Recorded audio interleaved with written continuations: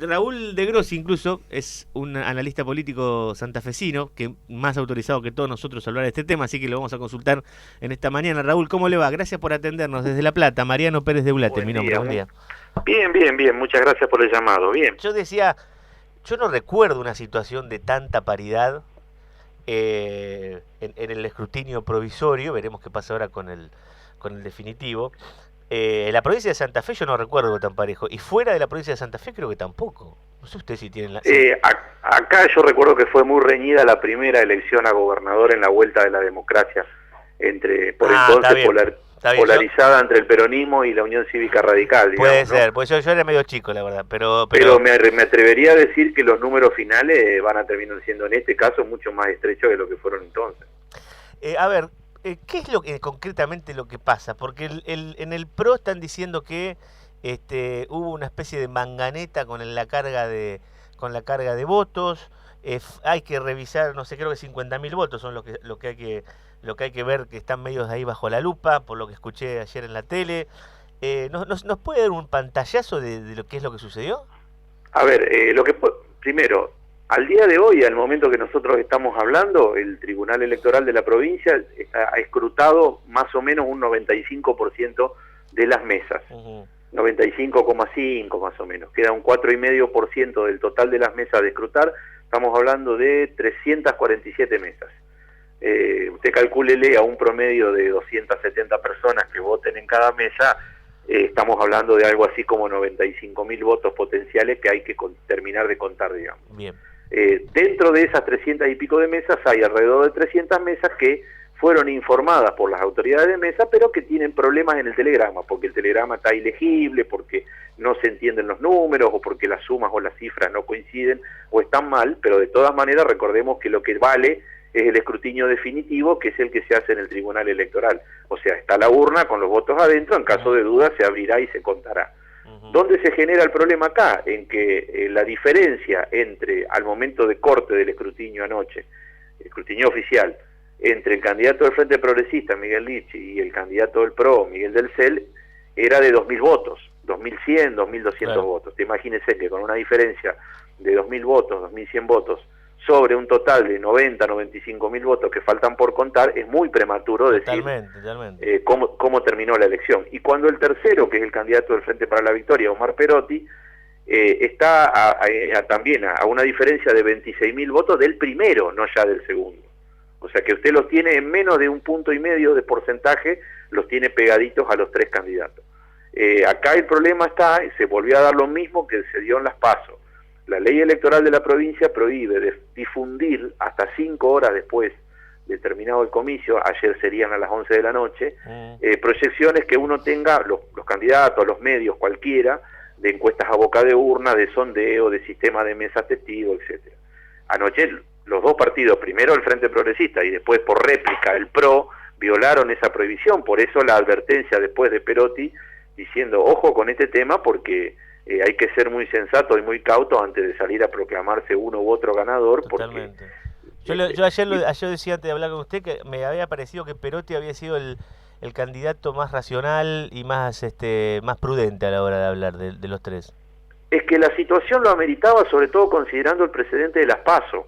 Claro. Donde hubo serios errores en el escrutinio y quedaron dando vueltas sin escrutar más de 1.000 mesas que se terminaron de contar alrededor de 2 semanas después, siendo que para la categoría de gobernador, que es la que genera mayor impacto mediático y político, ni Perotti competía dentro de su espacio con otro candidato, ni del CEL, y la interna del Frente Progresista entre Lichis y Barletta se resolvió rápidamente por amplio margen a favor de Lichis. El tema es que entonces la confusión orillaba en que desde el punto de vista mediático y del punto de vista de la instalación política del tema, las PASO se utilizaban como una especie de primera vuelta de la elección provincial para ir midiendo cuántos votos sacaba cada fuerza. Fíjese que la diferencia final a favor de Del CEL en aquel momento terminó siendo de 3.000 votos. Claro. Entonces con ese antecedente, Del CEL va a pedir que revisen hasta el último de los votos. Sí, dando vuelta. No solo del CEL, probablemente lo hubiera pedido también Lipschitz si el escrutinio definitivo hubiera dado que ganaba Del Cel por esa cifra. Pero a lo que voy es que este es el contexto en el que Perotti sale ayer a decir, seamos prudentes con lo que estamos diciendo, ¿no?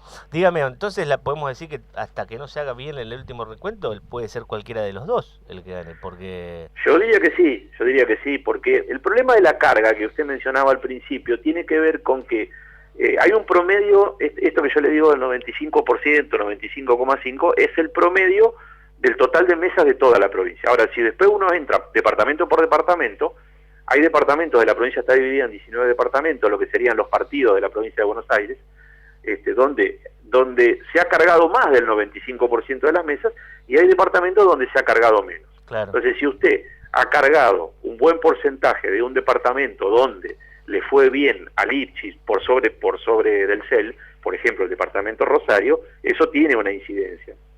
Y si ha cargado menos en otro departamento donde le ha ido bien a Del Cel o a Perotti, claro, también claro. La incidencia es diferente. Sí, claro, entiendo perfectamente.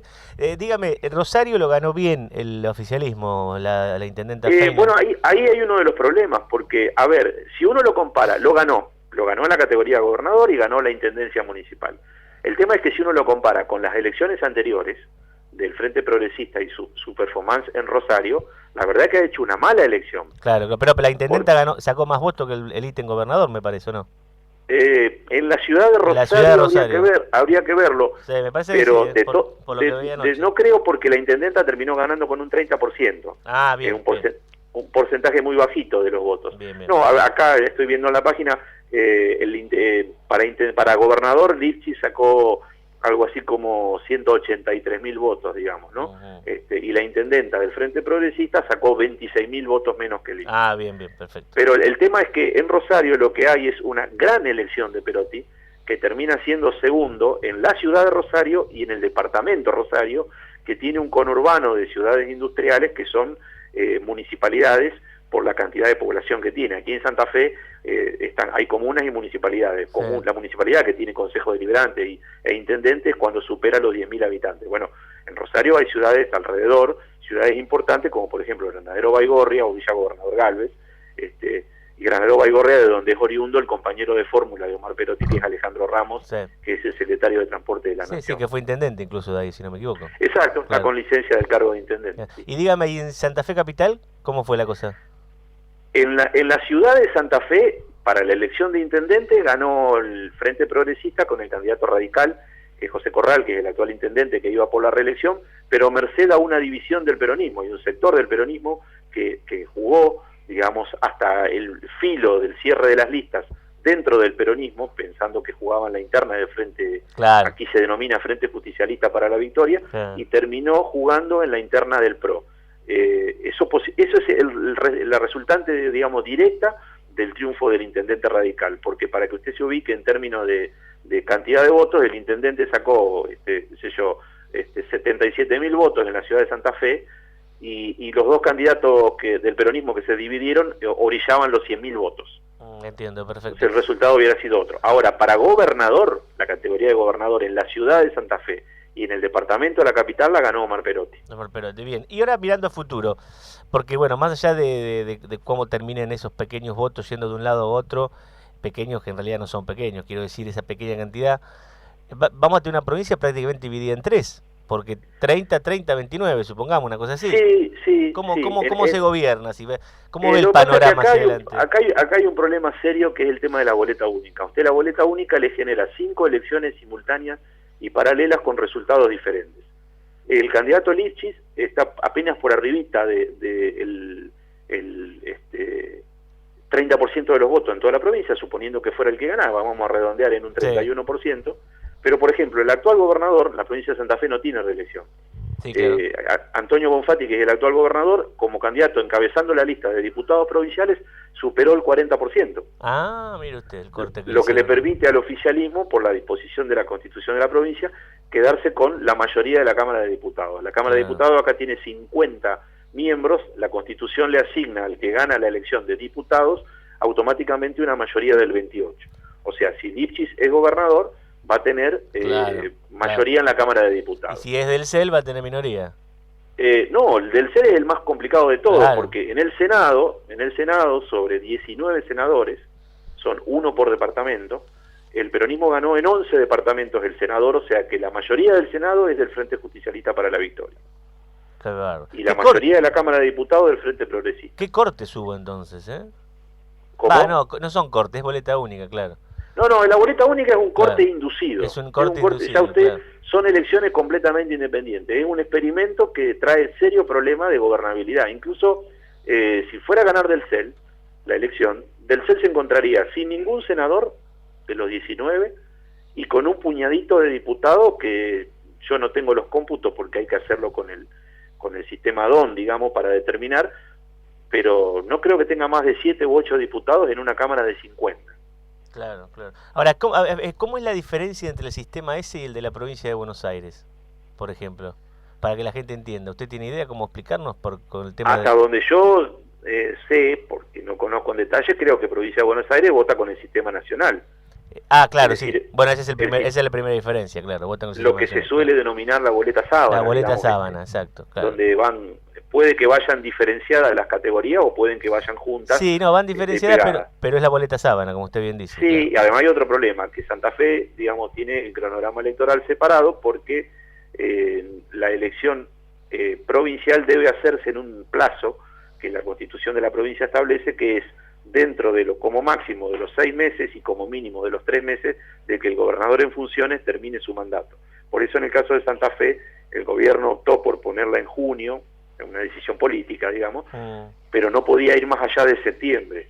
O sea, Entiendo. nunca hubiera podido en Santa Fe coincidir la elección provincial y municipal con la elección nacional del mes de octubre, Sí. digamos, ¿no? Bueno, y para finalizar, ¿cuándo vamos a tener más o menos, según los tiempos de la justicia electoral, un resultado? ¿El jueves más o menos? ¿Jueves, viernes? Yo estimo que en menos tiempo por una razón muy sencilla. La otra vez, cuando estábamos hablando de más de 1000 mesas con problemas de que no habían sido informadas, eso demoró unos 11 o 12 días el escrutinio. A mí me parece que acá, sobre todo siendo las definitivas y con un porcentaje menor de mesa, me da que pensar que en el transcurso de esta semana tendría que estar cerrado. Pero cuidado que no olvidemos un detalle. Es el tema de los votos que la justicia electoral tiene que resolver. Una cosa cuando usted tiene un problema en un telegrama, que los apoderados de los partidos políticos piden abrir la urna, que corresponde a ese telegrama, se abre, se recuenta y se terminó la historia, digamos, ¿no? El otro tema son los votos impugnados y los votos recurridos que debe resolver la justicia electoral sí o sí, digamos, ¿no? Entiendo. Incluso hay una categoría, la otra vez hubo un problema con lo que se denominaban mesas informadas sin escrutar, que nadie entendía muy bien qué significaba, una categoría que dice diferencia a determinar en el escrutinio definitivo, que sería algo así como votos que no se sabe bien con certeza a quién asignárselo, que muy probablemente haya que abrir las urnas para determinar por quién votó, porque en la boleta única usted hace una tilde en el cuadradito del candidato, digamos, Claro, ¿no? sí. Esa categoría hoy, que son algo así como 2.500 votos, esa categoría está superando la diferencia que hay entre el ICH y del CEL. Qué bárbaro, qué intrincado todo, Es impensable pensar que todos esos votos son de uno o son de otro, pero de todas maneras genera, digamos, un final con suspenso, si uno quiere. Estamos hablando con el señor Raúl de Grossi, analista político de la provincia de Santa Fe, a quien le agradecemos muchísimo su tiempo. Raúl, muy amable y esperemos alguna vez volver a estar en contacto, ¿eh? No, a ustedes. Le mando un saludo muy grande, gracias.